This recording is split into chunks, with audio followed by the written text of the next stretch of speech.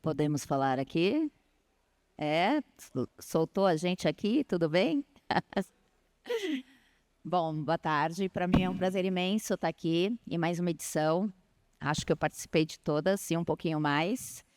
É, eu sou investidora anjo, eu faço parte desse ecossistema há mais de 12 anos e há 8 anos como investidora anjo. O que é investidora anjo, né? Quem realmente investe, aporta dinheiro e smart money. Além disso, sou conselheira Atlantic Hub, conselheira na Bossa Invest, conselheira e mais algumas venture capitals e também startups, conselho consultivo. E tenho também um podcast chamado Ela Investe, Cláudia Rosa, convido todos a conhecerem.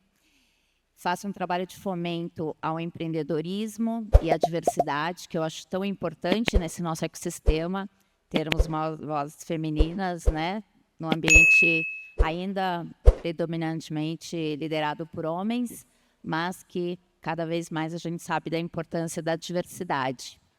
E esse ano também eu fui convidada para a 9ª temporada do Shark Tank Brasil, como Shark convidada, já gravamos. Dia 4 de outubro é o lançamento na TV, então todos estão convidados aí.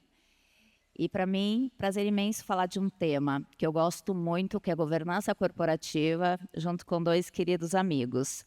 Obrigada. Bom dia ou boa tarde. Boa tarde. Eduardo Gomes, então sou cofundador da Boda Academy. Boda Academy é uma edtech de criação de conteúdo, preparação, formação, certificação de conselheiros e, mais recentemente, de indicação de conselheiros para empresas, né, através de uma sociedade que nós fizemos com uma empresa, com uma empresa de executive search, só que bem direcionado para o mercado de conselheiros. Nós já temos aí aproximadamente 4.000 pessoas, participantes que passaram pelos nossos programas de formação, certificação. E agora a gente está no nosso processo de internacionalização, que faz todo sentido, né? A partir do momento em que a gente está falando aqui de uma situação universal, né? Um processo universal e que busca a integração exatamente através da globalização. Eu tenho um prazer muito grande de estar junto com a Cláudia do Conselho da FCJ, né? E é isso, vamos em frente. Bruno, por favor. Boa tarde a todos, obrigado pelo convite, prazer estar aqui com vocês, dois nesse palco. Como o Benício falou, eu tive uma passagem aí por instituições financeiras, mercado de tecnologia, fiz alguns exits aí de algumas empresas e hoje eu tenho uma aceleradora chamada NZ3, né? Uma aceleradora / Venture Builder, na qual a gente também faz uma parte também de Smart Money, então a gente pega algumas early stages e ajuda validação de hipótese, teste de MVP, geração de demanda, né? E também não deixamos de trazer no quarto bloco ali também final, quando a startup já está em tração, está em fase de scale-up, a gente já entra forte ali também com a parte de governança, né? Porque tem muita gente que ainda tem essa dúvida, né? Startup não precisa de governança, né? E a gente sabe que precisa sim, né? E até valuation muda, a rodada de captação muda, na medida que essa startup ela já tem uma evolução com relação ao termo governança. Bom, tenho a Hypesoft também, fundei a Hypesoft em 2021, é uma software house. Já estamos em Portugal também, filial em Portugal. Inclusive ficamos em Oeiras, lá no mesmo hub que fica a Atlantic Hub, né?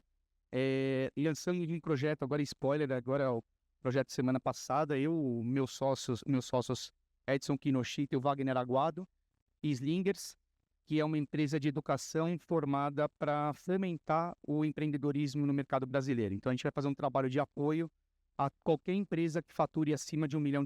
E quando a gente fala acima de R$1 milhão, a gente não está falando só de startup, a gente está falando do cara que tem um mercadinho no bairro, o cara que tem uma clínica, enfim, N situações. E também sou conselheiro formado pelo Serint, vocês devem conhecer também, né? Com o Vanderlei Passarella. E atuo hoje atualmente em 3 cadeiras de conselho de empresas de tecnologia e membro do comitê do Conselho Consultivo da Associação Brasileira de ESG também. Então, como um todo, é isso aí. Obrigado. Bacana. Gente, para mim é um prazer imenso estar com esses 2 profissionais incríveis aqui. Como o Eduardo disse, nós compartilhamos lá o conselho na FCJ. Eu tenho um orgulho danado de tê-lo como parceiro lá. E aqui eu quero saber o seguinte: quem conhece sobre governança corporativa aqui na plateia? Que bom, hein? Agora, a empresa de vocês, que vocês trabalham ou que vocês empreendem, tem conselho? Quem de vocês tem conselho já constituído? Tá vendo como é pouco, né? Então, eu acho esse tema super interessante. Nós temos um pouco tempo aqui, mas eu quero fazer algumas perguntas para os nossos queridos aqui, que possam ajudar vocês também. Primeira coisa que eu quero perguntar, até para os 2 responderem, é o seguinte: qual a importância de ter um conselho na tua estrutura de governança corporativa? Puxando já os 2 pontos. Quero começar com o Eduardo, por favor. Obrigado. Quando a gente fala de governança, o propósito da governança é principalmente melhorar a qualidade dos processos decisórios, né? Geralmente na empresa a gente vai tomando decisão todo o tempo. Se nós não cuidarmos da criação, do mapeamento de processos, né? Então tudo vai acabar caindo na mão do fundador, do CEO, do empreendedor. Então é absolutamente necessário a gente cuidar disso. Mas existem mais outros 2 atributos importantes. Um deles é a precisão, né? A gente precisa tomar decisões com a melhor preparação possível, com o melhor conhecimento possível.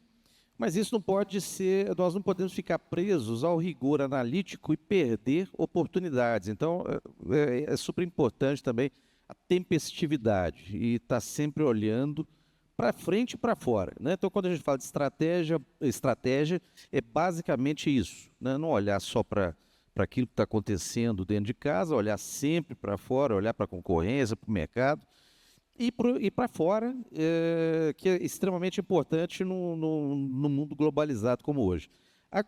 O conselho, ele vem completar, né? Nós falamos dos processos que são absolutamente necessários e que são a base, digamos assim, da governança dentro das empresas. Uma empresa bem governada, muitas vezes, ela não necessariamente tem essa instância superior, que é o conselho, mas que vem trazer uma série de questões relacionadas à oxigenação dos processos, a polinização cruzada, né? A gente está falando aqui de eu passo por uma empresa, vejo algumas coisas sendo adotadas, isso pode ser importante em outra empresa da qual também sou conselheiro, né? Então tem todas essas características. Bruno, por favor. Vou tentar não ser redundante aqui para não falar o que ele já todo falou, mas acho que assim, a importância, né, e acho que foi legal as perguntas que a Cláudia fez, né? Quem conhece tema governança? Muita gente levantou a mão, né? Quantas empresas aqui têm conselho? Poucas pessoas levantaram a mão, né? A gente sabe das dificuldades que existem para chegar à conclusão e admitir que um conselho pode ser algo benéfico para a empresa, para a companhia. Por quê? Porque tem a questão da sociedade, do cara que não quer perder o poder, do sócio, etc, tal, que ele pensa, na verdade, que o conselho vai vir ali para ser o chefe dele. E, na realidade, isso não é a verdade, né? A gente cansa de ver aí, não só empresas PMEs pequenas, mas a gente vê empresa grande também, já de média para grande, com faturamento de 200, 300 milhões, que não tem um acordo de acionistas pronto, que não tem um plano estratégico, não tem um plano orçamentário bem instituído para poder fazer a execução do ano, não tem uma visão dos próximos anos, o que eu vou fazer daqui 1, daqui 2, daqui 3, daqui 4, daqui 5 anos, brigando com um monte de competidor do lado, olhando só os concorrentes e deixando de olhar, de repente, uma startup que está comendo pelas beiradas e vai atropelar todo mundo. Então, eu acho que Outra coisa também importante de ter uma governança, né? Existem algumas companhias que são empresas de sócio fundador. Esse sócio fundador, para ele é ótimo, às vezes, para alguns casos, não ter um sócio, que é um cara que deixa ele bem à vontade para tomar as decisões dele, mas, de certa forma, ele não gera aquela questão da provocação, de trocar figurinha, trocar ideias com o sócio. Então, o conselho, ele também, para uma empresa de um sócio fundador, ele passa a ser muito importante do ponto de vista de ter ali com quem ele pegar algumas dicas, algumas visões diferentes, com uma pessoa que está olhando, que está vindo de fora como um conselheiro, de repente, independente, no caso de não ser algum conselheiro da família, né? Trazer a visão de um cara que está de fora, né? Olhando para dentro da companhia dele e dando alguns recados importantes, né? Então, acho que, de certa forma, eu acho que governança, ela trabalha fortemente a parte cultural da empresa também, né? Eu acho que compliance, montar comitês de compliance, de auditorias para saber se a sua companhia está fazendo tudo certo também, se tributariamente você está tomando a melhor decisão com relação ao regime tributário que você se encontrou ou não. Às vezes tem gente pagando imposto aí que nem sabe que está pagando uma alíquota totalmente fora da realidade, porque não tem um conselho ali apontando para o lado ali para o cara olhar e ver, né, um papel que talvez um advogado poderia fazer, ok, mas o conselho falando do ponto de vista de risco mesmo. Pô, até onde eu posso ir aqui assumir esse risco ou não? Então, eu acho que são temas bastante importantes, né? E a gente está falando de governança para internacionalização, mas eu acho que a governança ela vem muito antes disso. Ela vem para a empresa que está aqui no Brasil ainda, né? E uma vez que ela está estruturada, com certeza ela não vai aí para fora se aventurar. Ela vai de uma maneira muito mais estruturada e muito mais elaborada para poder realmente conseguir montar algo de sucesso fora também, né? Bacana, muito importante. Quero saber aqui de vocês, quem já empreende? Quem é empreendedor aqui, que já tem empresa? Então, tá ótimo. Eu vou dar uma excelente notícia para vocês, tá? A gente não precisa esperar ser grande para implementar uma governança corporativa. E nós também não precisamos esperar termos um faturamento muito alto para considerar um conselho consultivo para o teu negócio, para o meu negócio. O que a gente tem discutido muito? O quanto é importante a gente já trabalhar com conceitos, características e modelos, e principalmente práticas de governança. Então, que para os meus convidados, eu quero fazer a seguinte pergunta. Conselho consultivo, conselho e uma governança, é só para pequenos ou vocês também recomendam para quem está começando ou para quem tem uma estrutura pequena? Pode começar, Eduardo, por favor. Obrigado. Nós temos,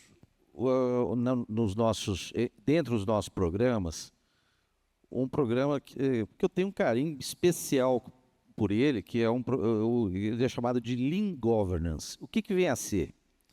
Vem a ser exatamente uma governança sob medida para startups, desde a fase de ideação. Então, nós estamos falando aqui de uma empresa que, às vezes, não tem sequer o seu CNPJ, mas ela já tem sócios, ela já está constituída. Então, nesse momento, ela já tem que começar a pensar, por exemplo, em defender, em registrar o seu código-fonte. Suponhamos que ela tem um software e que ela vai crescer em função disso. Ela tem que começar a pensar em já ter um acordo da equipe fundadora. A pessoa A entrou com determinado valor, diferente da pessoa B. Por outro lado, o sócio B vai trabalhar um tempo diferente do sócio C. Nós vamos esperar a empresa começar a gerar faturamento, gerar receita, para então fazer essa divisão. Isso geralmente gera problemas, né?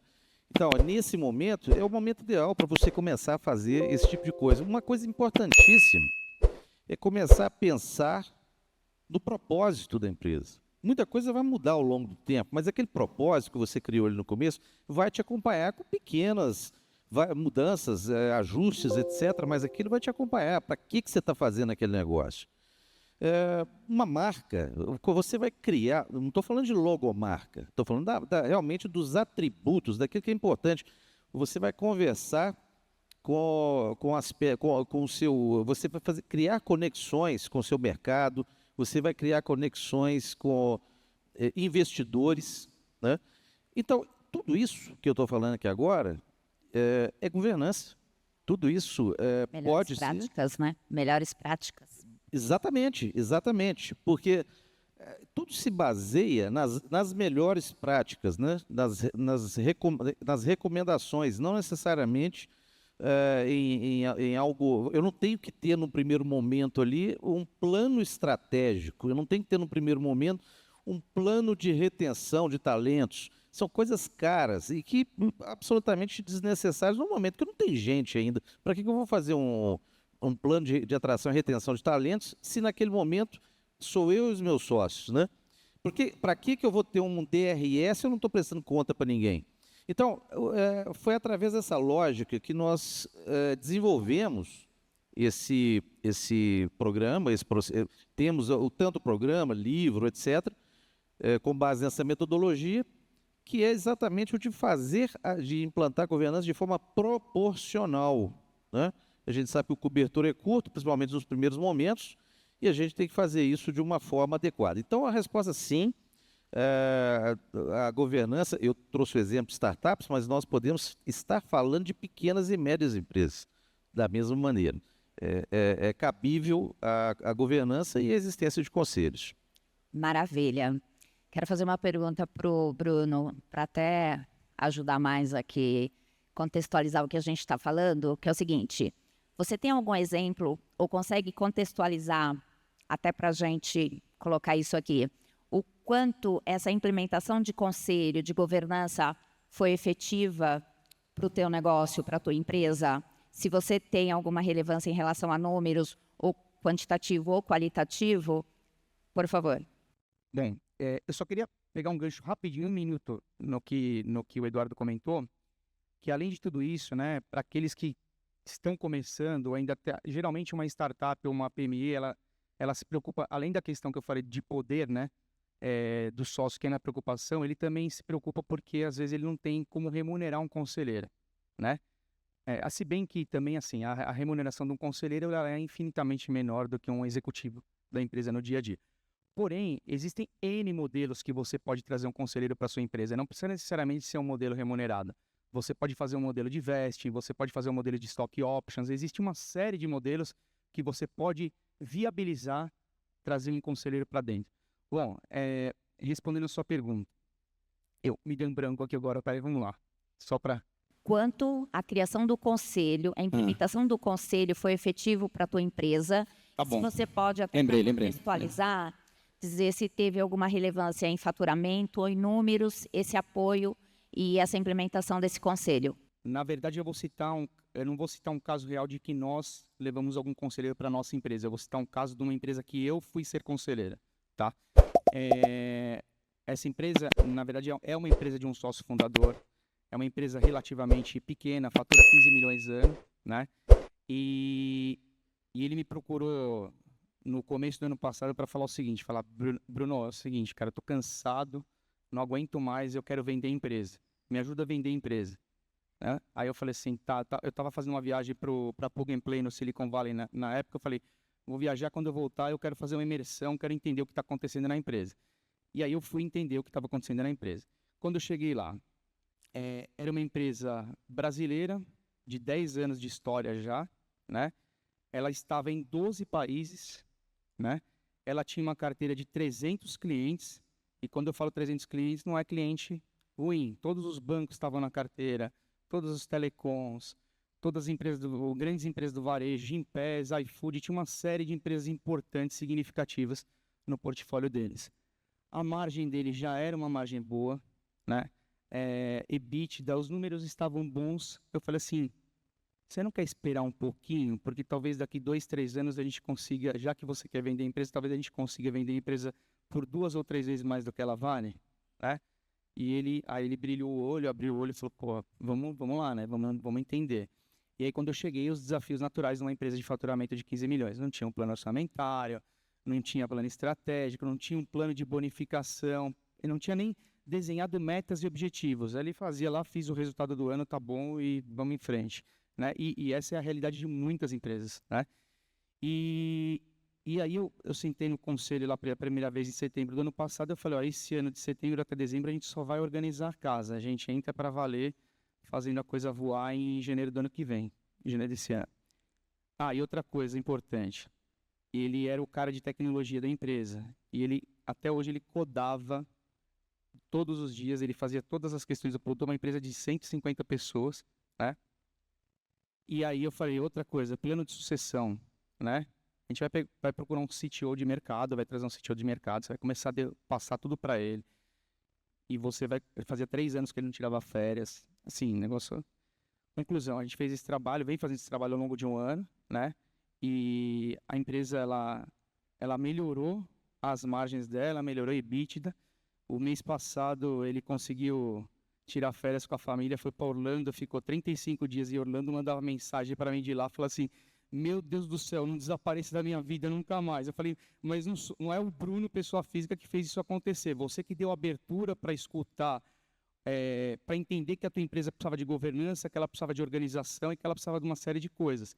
Hoje a empresa ela vai fazer quase 15% a mais do resultado que a gente preveu para esse ano, com margens melhores, né? Ganhando clientes a todo mês, né? E possivelmente agora, no final do ano, a gente comece a conversar com um sócio investidor, mas não um sócio para fazer um M&A, um sócio estratégico para ajudar a escalar o negócio, porque agora ele não quer mais sair. Então, eu diria que, se eu fosse comentar um case de sucesso, esse é um case de sucesso pessoal, não numa empresa minha, mas numa empresa que eu estou atuando como conselheiro. Mudou completamente a visão do fundador por conta do conselho, da governança, né? É ótimo, hein? Maravilha, parabéns. Muito bom. Gente, e quando a gente está falando de conselho, quando a gente está falando de, principalmente, governança corporativa, a gente não está falando só de estrutura organizacional, a gente está falando realmente de melhores práticas, tendências e de apoio, principalmente de especialistas e pessoas que dominam vários assuntos aí que podem contribuir. Eu acho que uma boa notícia que a gente consegue até colocar aqui é que tem hoje muitos conselheiros que conseguem fazer algum trabalho, por exemplo, voluntário, né, para algumas startups, para alguns negócios. Nós fazemos isso, conheço aqui no palco alguns outros investidores que também fazem esse trabalho. Então, fica aqui primeiro a dica para que vocês não pensem que isso é restritivo, que vocês possam sim ter essa opção. Uma outra coisa que eu queria colocar para vocês é quando a gente está falando principalmente de internacionalização, e aqui a gente está falando da Atlantic Hub, que eu já conheço há 8 anos, e sei o quanto que a Atlantic Hub lidera isso no Brasil, e em Portugal, principalmente quando a gente está falando dos nossos negócios, dessa importância. Mas o que eu vejo também, eu converso com as startups, principalmente para as startups que eu faço mentoria e que eu indico para fazer esse processo de internacionalização com a Atlantic Hub, é o seguinte, o quanto que você já andou com seu processo de governança, o quanto que você tem um comitê, o que o teu comitê ou o teu conselho fala sobre isso, o quanto que você envolveu sobre isso. Falando de internacionalização, e aqui com 2 experts também em conselho, eu quero que vocês passem aqui a visão de vocês da preparação do negócio para a internacionalização. Por exemplo, sabemos que startups e negócios que têm isso bem estruturado facilita, por exemplo, um processo de due diligence, né? Mas temos mais atributos aí, características, queria que vocês explorassem, por favor. Eu começo. Tá bom. Bom, acima de tudo, a gente tem que sempre lembrar, hoje o Pedro Roriz, ele falou aqui, ele pegou uma fala do Peter Drucker lá de trás, então vou buscar mais uma, né? Ele sempre fala que, falava, que a cultura come a estratégia no café da manhã. Isso é a primeira coisa que a gente tem que lembrar quando nós estamos falando de mexer, de trabalhar cultura, né? Então, não tem plano estratégico que resista a uma mudança cultural, né? Se houver uma diferença muito grande. Então, esse respeito, ele é absolutamente necessário. É a primeira coisa que a gente tem que fazer. não só no processo de internacionalização, em qualquer empresa onde você vai entrar, na verdade, uma das primeiras coisas que você tem que procurar fazer é entender o que se passa ali dentro. Mas quando a gente está falando de internacionalização, mais ainda. Então, a gente vê, por exemplo, nas empresas listadas em bolsa aqui no Brasil, somente 4% dos conselheiros são estrangeiros. Estrangeiro mesmo, né? Não é aquela pessoa que veio de lá e que aqui depois se naturalizou e tudo mais, mas que... E geralmente são pessoas que vêm representando a matriz ou representando algum BU no exterior. Esse número salta para 44% em Hong Kong. O que dá para perceber claramente, são 11 vezes mais, quer dizer, dá para perceber claramente a preocupação que existe com essa mescla, né, cultural. São empresas que estão preparadas realmente para operar no exterior. Então, são questões que eu acho que super vale a pena a gente ter em mente quando se prepara para isso. Todo o restante, quer dizer, o processo de due diligence, né, o compliance, quer dizer, estar de acordo com as leis locais, né?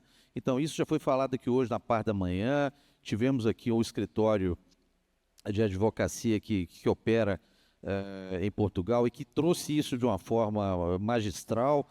Então, assim, todos esses detalhes, eu diria, técnicos, são de extrema importância, são absolutamente necessários. Mas eu chamo realmente atenção para a questão cultural, para que a gente tenha realmente um conhecimento do que nos espera, né? Que a gente trate com as pessoas que têm presença local, né?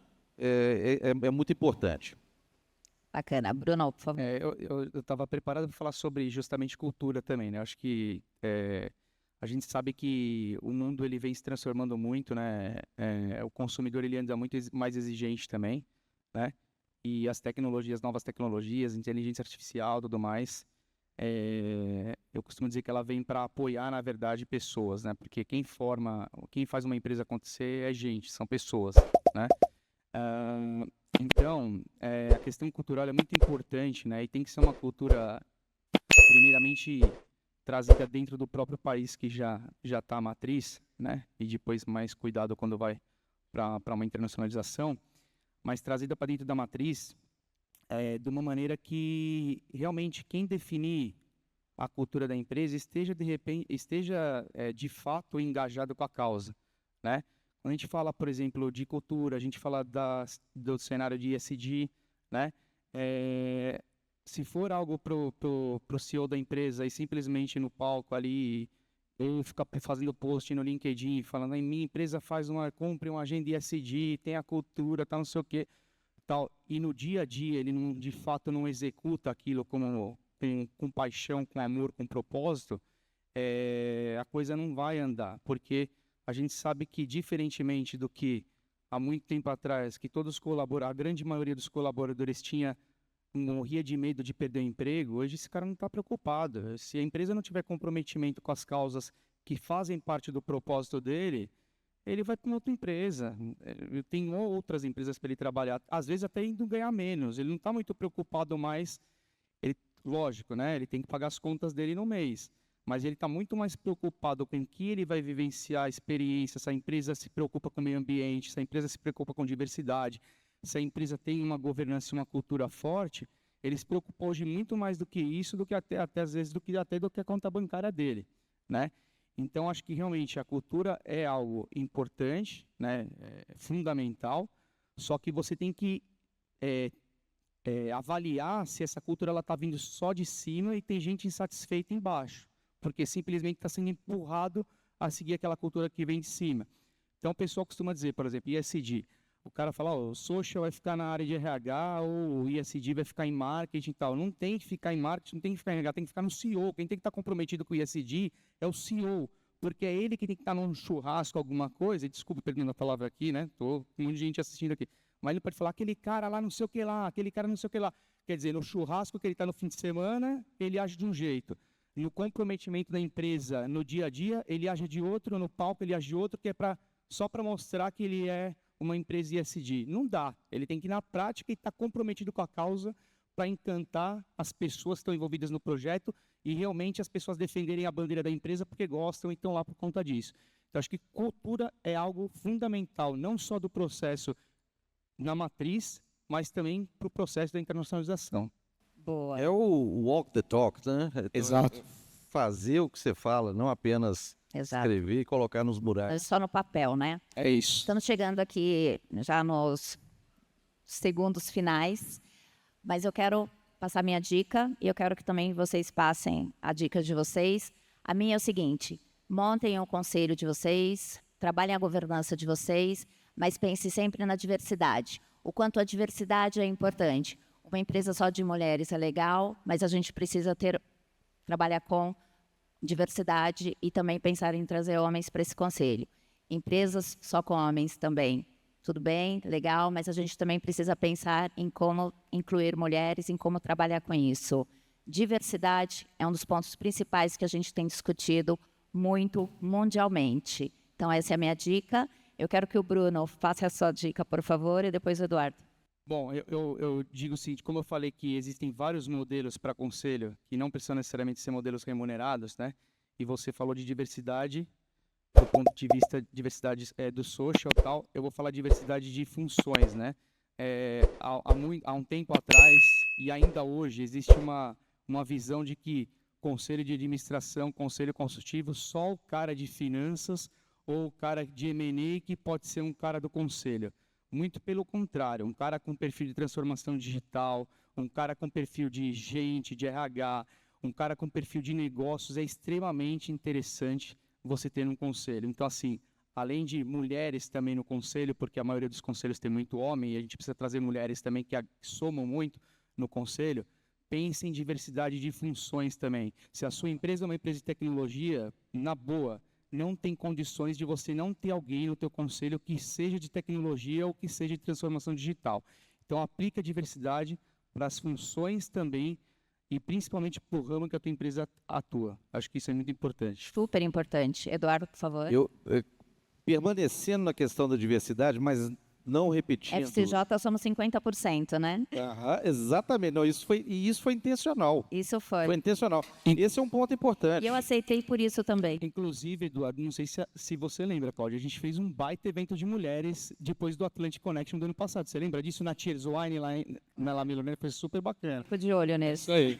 Nós fizemos uma formação específica também para mulheres com o grupo da Edna Vacero Goldoni, lá em São Paulo, deve ter 2 meses agora. Lá em São Paulo, aqui em São Paulo. Gente, eu estava em Curitiba semana passada, estou indo para Brasília, estava em BH ontem, segunda-feira vou estar no Rio. Então, o mineiro ficou perdido. Você está em São Paulo. Por isso que eu estou falando lá em São Paulo. Aqui em São Faça Paulo. suas dicas, Não, rapidinho. Gente daqui. Eu vou falar rapidamente aqui. Quando a gente está falando de diversidade, já foi falado aqui da diversidade de experiências, diversidade de gênero. Eu lembro muito de uma questão aqui, diversidade etária, extremamente importante. Tá? Algum tempo atrás, há 3 meses aproximadamente, o Itaú anunciou a entrada no conselho de 2 pessoas, 2 jovens, né, jovens em comparação com o status quo, o fundador do iFood e o outro fundador da 99, trazendo o quê? Digitalização na veia. Né?